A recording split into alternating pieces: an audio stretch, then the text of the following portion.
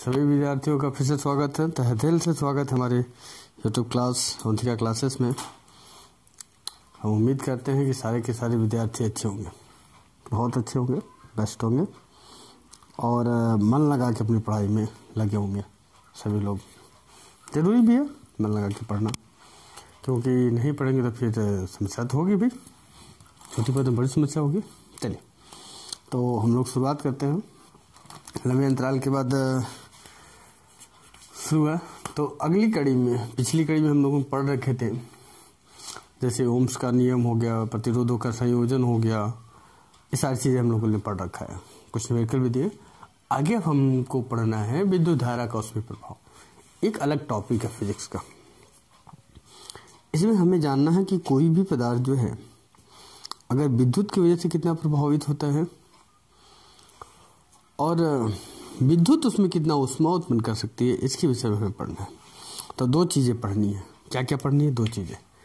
तो पहला आपको पढ़ना है, इसमें जो पहला आपको पढ़ना है वो ऊष्मा पढ़नी है, मतलब हीट पढ़ना है आपको।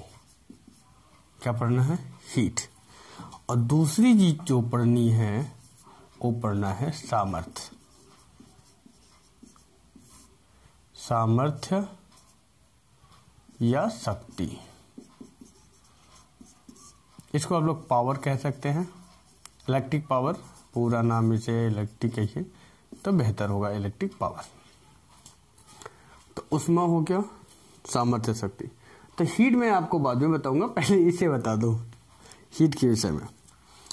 तो चलिए, शक्ति क्या होती है, शक्ति और सामर्थ्य क्या होता है, इस पर चर्चा करते हैं। शुरू किया जाए। तो मैं इसे मिटा देता हूँ, एक एक पॉइंट में स्टार्ट करता हूँ। आप लोग इसे बेहतर रूप से समझने की कोशिश किए तो बहुत बेहतर होगा। चलिए, तो हम लोग सामर्थ्य के ऊपर चर्चा करते हैं कि सामर्थ्य क्या हो सकती है। इस पे हमें पढ़ना है सामर्थ्य के विषय में। किसके विषय में? सामर्थ्य या शक्ति के विषय में। किसे? शक्ति के विषय में पढ़ना है, मतलब इलेक्ट्रिक पावर के विषय में। इलेक्ट्रिक पावर के विषय में पढ़ना है और जानना है कि इलेक्ट्रिक पावर क्या होती है और सामर्थ्य अथवा शक्ति क्या होता है। तो इसमें सबसे पहली चीज हम बात करेंगे किसकी? परिभाषा की। हम सबसे पहले बात करेंगे परिभाषा। परिभाषा मतलब डेफिनेशन की चर्चा करेंगे कि इसकी क्या डेफिनेशन हो सकती है, क्या इसकी डेफिनेशन हो सकती है। सामर्थ्य, देखिए यहाँ पे सामर्थ्य की बात करें तो अलग अलग डेफिनेशन दी जाती है, अलग अलग लोगों का मत होता है। सामर्थ्य आप ऐसे समझ सकते हैं कि कोई पर्सन किसी काम को कितने समय में कर रहा है। तो काम करने का जो रेट होता है, काम करने का जो दर होता है, उसी को हम लोग सामर्थ्य कहते हैं, शक्ति कहते हैं। यहाँ इलेक्ट्रिक की बात हो रही है, तो इलेक्ट्रिक से हम लोग डिस्कशन करेंगे, कंपेयर करेंगे इलेक्ट्रिक कितना काम कर रहा है पर सेकंड में। तो उसका जो कैलकुलेशन होगा वही हमारा क्या होगा? इलेक्ट्रिक सामर्थ्य। एग्जाम्पल के तौर पे समझिए, कोई आदमी है, वो सामान किसी चीज को पहुंचाना है। एग्जाम्पल के तौर मान लेते हैं 1000 ईंटें हैं, ग्राउंड पे रखा, वो छत पे पहुंचाना है। एक आदमी उसे 2 घंटे में पहुंचा दे रहा है 1000 ईंटें। एक आदमी 3 घंटे ले रहा है, कोई आदमी 3.5 घंटे ले रहा है। तो जो सबसे कम समय ले रहा है उसकी शक्ति ज्यादा हो गई, जो उससे ज्यादा समय ले रहा है उसकी शक्ति थोड़ी कम हो गई, और जो सबसे ज्यादा समय ले रहा है उसकी शक्ति और कम हो गई। बस यही डिफरेंस है, यही मतलब है कि हमें पर सेकेंड, मतलब कि पर टाइम में कितना वर्क डाउन हो रहा है, मतलब कितना वर्क डन हो रहा है पर सेकेंड में। तो परिभाषा हमने क्या? एकांक समय में किए गए कार्य की मात्रा को हमने क्या कहा? एकांक। एक वर्ड बोला, एकांक समय में किए गए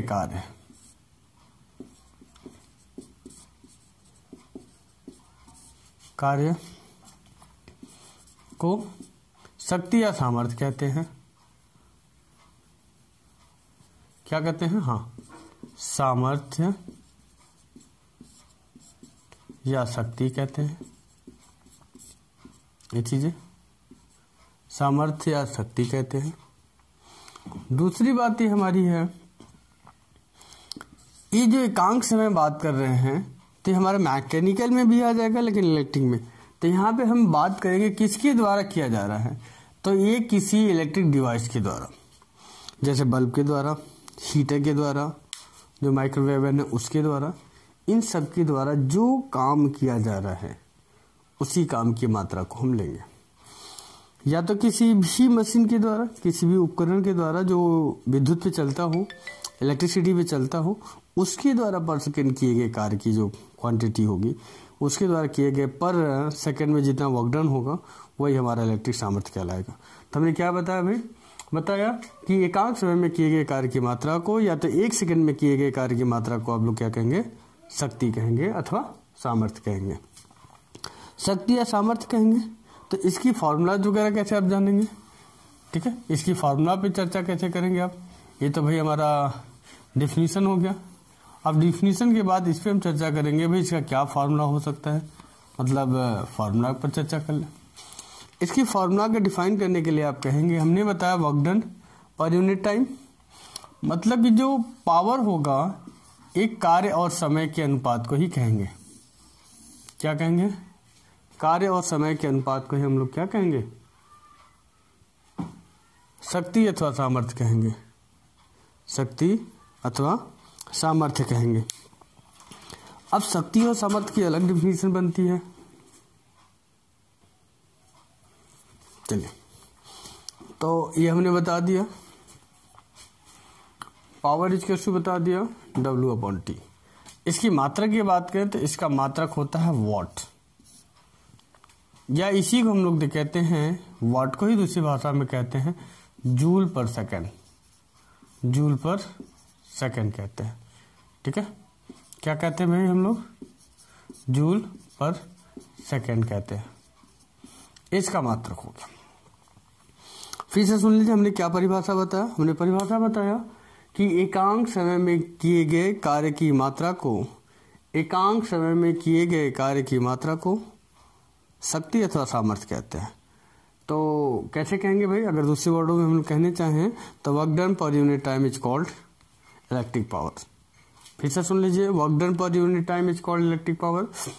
आप वैसे कह सकते हैं कि एक सेकेंड में किए गए कार्य की मात्रा को, एक सेकेंड में किए गए कार्य की मात्रा को शक्ति अथवा सामर्थ्य कहेंगे। इसे किससे प्रदर्शित करते हैं, इसे P से दिखाते हैं।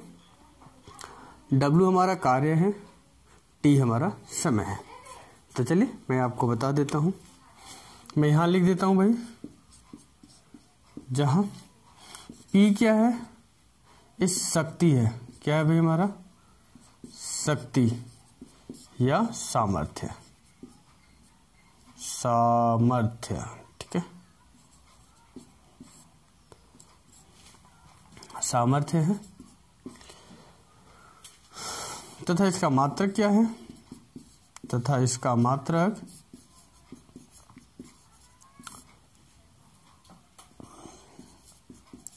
वाट या जूल प्रति सेकंड। ऊपर मैं लिख चुका हूं, जूल प्रति सेकंड होता है,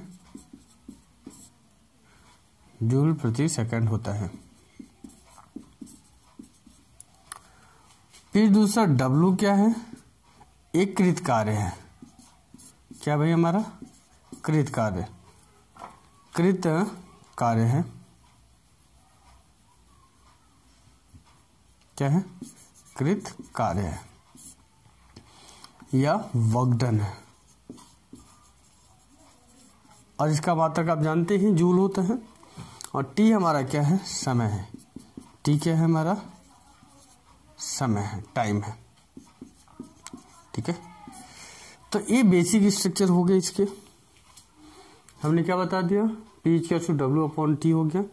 हमने आपको बताया कि W क्या है, कृत कार्य है, किसी भी इलेक्ट्रिक डिवाइस के द्वारा वो कितना काम करता है वो चीज है। फिर उसके बाद T हमारा समय है, कितना समय लिया है, समय आपको सेकंड में लेना है। P क्या है, वो शक्ति अथवा सामर्थ्य। यहाँ तक हम लोग की चर्चा हुई है, डिस्कशन हुआ किस टॉपिक पर, भाई ये सामर्थ्य अथवा शक्ति पर। अब आगे हमको क्या बात करनी है, बात करनी है कुछ अन्य फॉर्मूलाज पे, ठीक है। तो मैं इसे मिटा देता हूँ, आप लोग मेरे ख्याल से स्क्रीनशॉट लिए होंगे। चलिए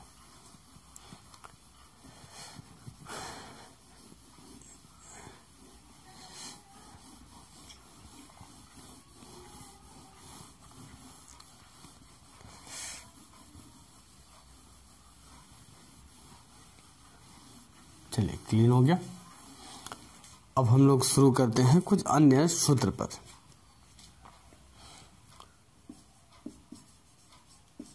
शक्ति या सामर्थ्य,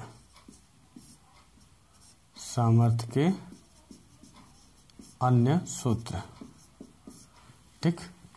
हम क्या कहेंगे भाई, अदर फॉर्मूलाज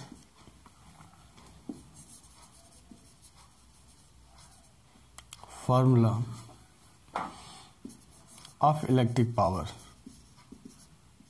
इलेक्ट्रिक पावर। चलिए भाई, मैं लिखावट में बच जाएगा, ऐसे ही लिखता हूँ चीज का टांग टू, ठीक है, कोई बात नहीं, लिखावट में बच जाएगा, आप लोग सुन के समझिएगा, ऐसे ही लिखा जाता। राइटिंग हमारी खराब है थोड़ी सी, क्या किया जाए। चलो भाई आ जाते हैं। तो पहले हम लोग कुछ फॉर्मूलेज के पहले समझे। एक पी का टू होता है हमारा W/T, आप सभी लोग जानते हैं, सबको पता है।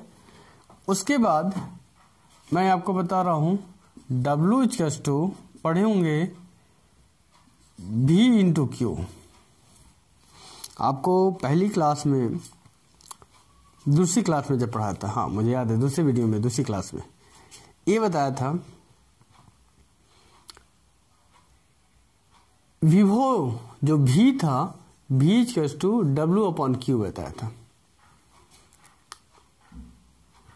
V जो विभव था, V/W/Q बताया था।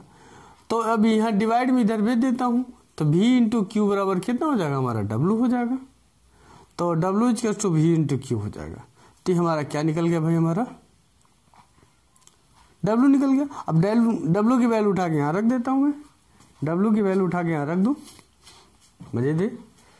तो W रख दो V/Q/T। एक फॉर्मूला ये भी है आपका। अब चूंकि Q/T को हम लोग क्या कहते हैं भाई, आवेश प्रवाह की दर को विद्युत धारा कहते हैं। बहुत बढ़िया, इसका मात्रक एम्पियर होता है भाई, उठा के रख देता हूं उसको भी। देखिए ये जो बन रहा है Q/T है ना, ये चीज, तो उठा के रख दो। तो एक P/Q बन जाएगा, क्या रख दिया, गलत रख दिया क्या, हाँ गलत हो गया, यहाँ पर V होना चाहिए। चलो तो V, और इस पूरी जगह पर क्या रख दे भाई, हम लोग I रख देता हूँ। कैपिटल I ले लूँ क्या, बनाने में आसान रहेगा जरा। चलिए अच्छा I ले लेता हूँ। तो एक फॉर्मूला ये भी है, और सबसे ज्यादा यूज होने वाला फॉर्मूला यही है, P/V × I। अब ओम्स लॉ के अकॉर्डिंग देखें तो V/Q क्या होता है भाई, हमारा IR होता है। तो V की जगह रख देता हूं। तो ये देखिए V की जगह जब उठा के यहाँ रखेंगे तो क्या बनेगा, मैं यहाँ सॉल्व कर देता हूँ, डायरेक्ट लिखूंगा, ठीक है। उसकी जगह जब मैं रखूं डायरेक्ट इस जगह पर, तो देखिए P/Q क्या है, V/I है। अब V की जगह पर क्या रखना, IR रखना है। तो P/Q V/I, अच्छा रख ही दूं, चलिए अच्छा एक लाइन कहे बढ़ाने जाऊं, तो I/R/I रख देता हूं।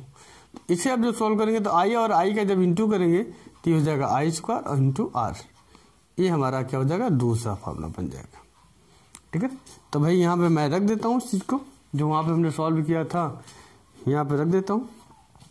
एक फार्मूला हो जाएगा I² × R, एक फार्मूला ये भी बन जाएगा। अब एक जगह देखिए, अगर I/Q रखेंगे तो V/R रखेंगे, I की जगह V/R रखिए, या ऊपर वाले समीकरण में रखेंगे तो भी काम बनेगा। तो देखिए P/Q क्या है, I² × R। तो P/Q जब इसकी जगह V/R रखेंगे तो ये हो जाएगा V² R² × R। देखिए एक आर कट जाएगा तो पीच का हो जाएगा वी स्क्वायर अपान आर। तो एक फार्मूला ये भी बन जाएगा पीच का वी स्क्वायर अपान आर, एक फार्मूला आपका ये भी बन जाएगा। और ऊपर वाला फार्मूला तो ये है, सबका मात्रक वॉट ही होता है। ठीक है, तो 1 हो गया, 2 हो गया, 3 हो गया, 4 हो गया और 5 फार्मूलेज हो गए।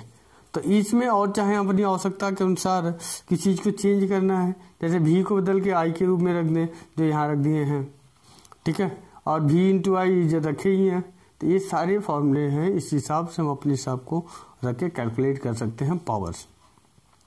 अब क्वेश्चन में क्या दिया है, मान लीजिए क्वेश्चन में मुझे विद्युत धारा दे रखा है और प्रतिरोध दे रखा है, तो हम इस फॉर्मूला का यूज इस्तेमाल कर लेंगे, शक्ति निकल जाएगी। अगर मान चलो विभव दिया हुआ है, धारा दिया हुआ है, तो हम इस फॉर्मूला का इस्तेमाल कर लेंगे। मान लीजिए कार्य दिया है, आवेश दिया है, समय दिया है, तो हम इस फॉर्मूला का इस्तेमाल कर लेंगे। तो प्रश्न में आप पढ़ेंगे प्रश्न में क्या क्या गिवन है, उस हिसाब से इसको कैलकुलेट कर पाएंगे। ठीक है, और पूरा का पूरा आंसर आ जाएगा। ये फॉर्मूलेज है इसके, और सबके मात्रक क्या है, वाट। वाट होगा, वाट होगा, वाट होगा, वाट। ठीक है, 1 वाट इज क्या होगा, जूल प्रति सेकंड या जूल पर सेकंड, इसका दूसरा मात्रक होता है। हालांकि वाट ही लिखा जाता है, किसी और चीजें को नहीं। अब हम बात करेंगे कुछ अदर फार्मूलाज के ऊपर।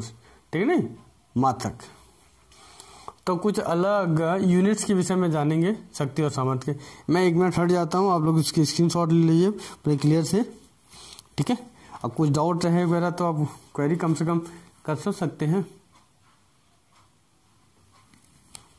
चलिए बढ़िया, कुछ अदर फार्मूला वगैरह मैं बता दूं।